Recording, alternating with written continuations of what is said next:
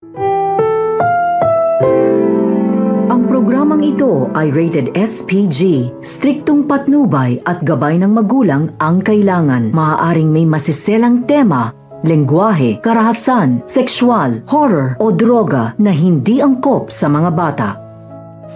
Mabisto nga dito ni Giselle ang pinaplano dito ni Moira dahil nga sa pakikipag-usap dito kay Baladja na hindi naman pala nagsasabi ng totoo itong si Zoe nung tanungin ito ni RJ at ni Giselle kung saan nga nila itinago itong si Lolo Pepe.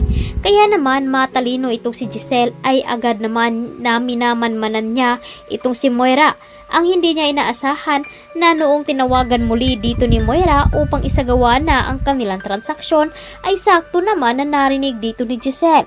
Kaya dito na nga nagdududa at mabuking na nga dito ni Giselle ang pakikipag-usap dito ni Moira kay Baladja na tama nga ang kanilang hinala na may kinalaman siya sa pagkakawala dito sa kanyang ama. Samantalang, bago pa man dumating itong si Zoe at Moira sa Apex ay nagkaroon muna ng pagtatalo itong si RJ at Giselle dahil naisip dito ni RJ ang mga sinasabi dito ni Carlos na wala nga daw siyang kwentang ama kaya si Carlos ang nilalapitan dito ni Zoe upang makahingi nga ng advice at makapagsabi sa kanyang mga problema. Kaya naman agad na pinagsabihan dito ni Giselle itong si RJ na naniniwala siya sa mga sinasabi dito ni Carlos dahil nga nagpapanggap lamang itong si Zoe.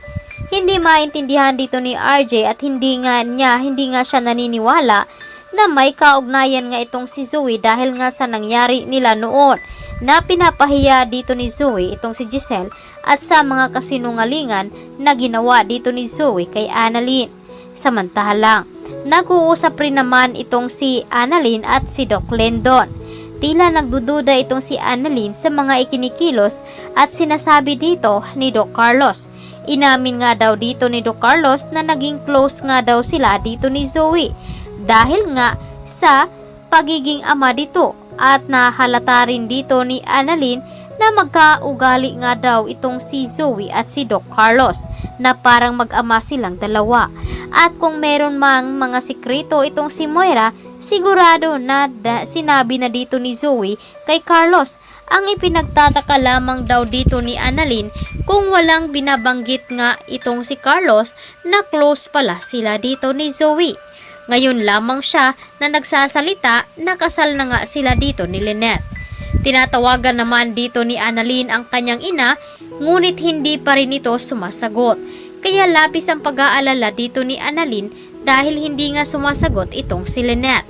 At doon naman sa bahay ni Carlos ay pilit naman na ipinagdadasal ni Lynette ang kanyang sarili na sana ay huwag siyang mapahamak dahil gusto pa niya makasama ang kanyang anak.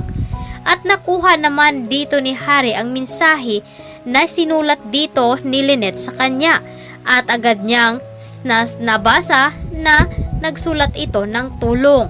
Binalikan nga dito ni Harry itong si Lynette at doon nga siya dumaan sa may bintana at dito na nga malalaman ni Harry ang ginawa dito ni Dax kay Lynette at matutuklasan nga ba nila kung sino ang mastermind na nag-utos upang looban itong si Lynette. Kaya ito ang dapat nating aabangan bukas dito lamang sa Abot Kamay na Pangarap. Maraming salamat.